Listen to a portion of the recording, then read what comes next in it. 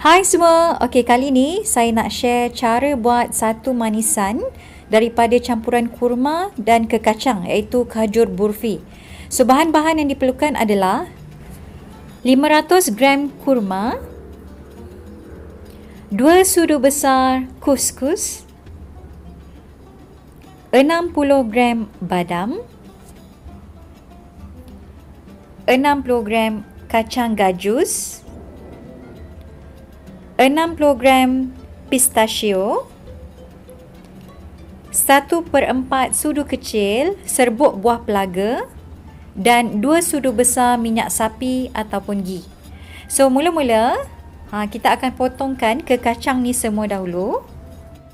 Okey, seperti yang saya tunjuk tadi ada pistachio, badam dan juga kacang gajus. So sebenarnya kekacang ni kalau nak kurangkan sedikit pun boleh, tak ada masalah.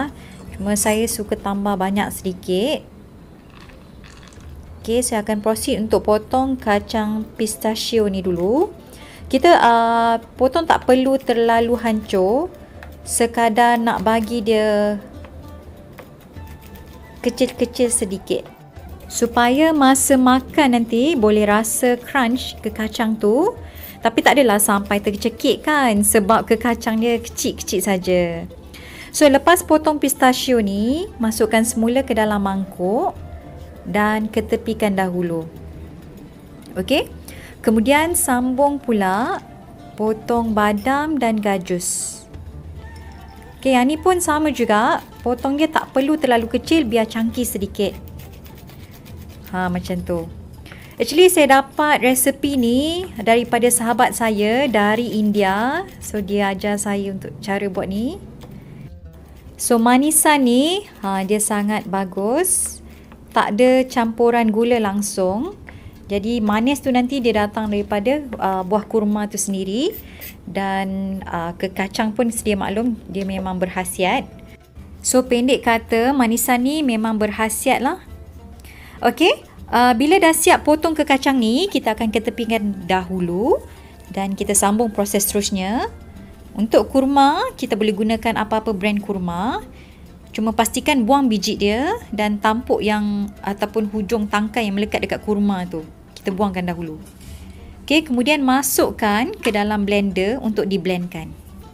So bila blendkan, tak perlu diblend sampai terlalu hancur ya. Biar ada sedikit chunky juga. Dan pastikan tak perlu campurkan air. Okey, sebab nanti terlalu lembik. Okey, setelah kita siap blend, jadi inilah rupa dia. Tekstur dia tak terlalu lembik macam paste. Okey, so tuangkan ke dalam mangkuk dan kita ketepikan dahulu. Okey, next punya proses, kita panaskan kuali dan masukkan kuskus ke dalam kuali untuk kita macam panggangkan. Tak perlu lama, cukup sekadar 2 minit saja supaya dia jadi brown sedikit dan pastikan api dia medium heat saja. Okey, pastikan juga sentiasa kacau supaya ia tak hangus.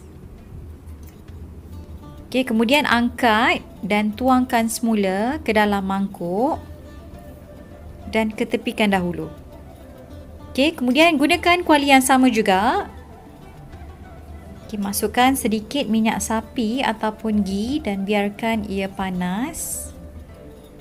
Okey, setelah panas kita masukkan ke kacang yang kita dah potong tadi. Saya masukkan ke semua almond dan gajus tadi.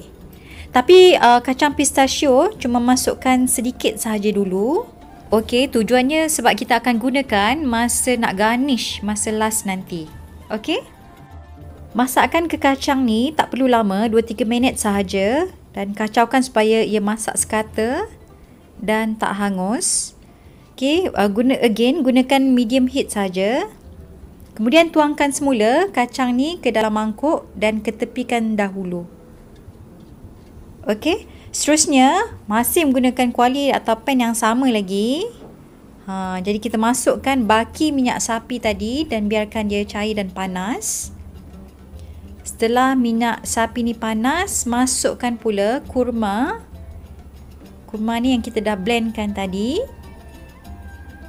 Okey, kalau perasan kurma ni dia tekstur dia dah start melekit. Okey, kita tekan-tekankan sahaja. Masak kurma ni pun tak perlu lama, 4 ke 5 minit sahaja macam tu. Dengan medium heat ataupun api yang sederhana. Okey, pastikan sentiasa kacau. Dan bila dia dah masak, tekstur dia jadi lembik macam ni. Okey, kemudian masukkan pula ke kacang. Dan juga masukkan separuh kuskus. Separuh lagi kita gunakan masa garnish nanti. Okey? So kacaukan lagi supaya dia sebati. Dan akhir sekali masukkan serbuk buah pelaga.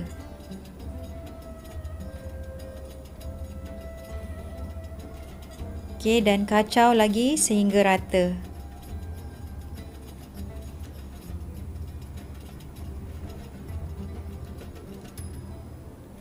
Okey, setelah sebati, jadi bolehlah tutupkan api dan kita tuangkan ke dalam mangkuk. Biarkan dia sejuk dahulu. Okey, adunan kurma dan kacang ni masih suam.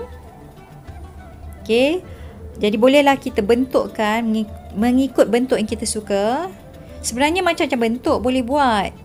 Tapi paling common yang orang selalu buat adalah bentuk bulat lah. Bulat-bulat macam ladu. Okey, gentilkan saja di tengah tapak tangan tu. Macam ni. Ada juga yang orang buat bentuk-bentuk lain. Macam bentuk love, segi empat. Macam-macam lah. Okey, tapi kali ni saya tak nak buat bentuk-bentuk ni. Saya nak buat bentuk simple saja. Jadi saya buat bentuk silinder dahulu. Besar mana bentuk silinder ni terpulang. So kepal-kepalkan begini dahulu supaya dalam dia nanti mampat.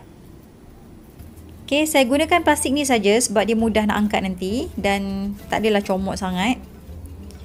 Okey, rollkan macam ni. Okey. Macam mana pun bentuk dia, kita kena buat masa dia masih suam. Sebab dia mudah dibentukkan dan nanti senang nak garnishkan dia melekat. Kemudian bukakan plastik ni. Taburkan sedikit pistachio dekat atas plastik ni. Scattered je. Okey, dan juga taburkan baki kuskus tadi. Kalau tak nak banyak sangat, boleh letak kurang lah. Okey, dengan perlahan-lahan kemudiannya kita golekkan saja silinder kurma ni ke atas kuskus dan juga pistachio ni. Dan dia akan melekat di bahagian tepinya. Okey. So akhir sekali saya gunakan aluminium foil yang tebal sedikit. Sebab kalau yang biasa tu dia cepat koyak. Okey, kemudian transferkan saja saya punya adunan silinder kurma ni ke aluminium foil. Okey, gulungkan dan bungkuskan dengan kemas lah.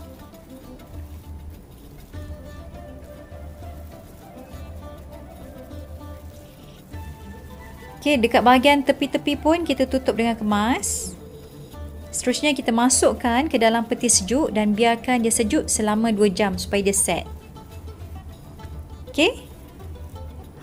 Setelah 2 jam bolehlah dikeluarkan dan dipotong. So saya potong dengan ketebalan setengah inci.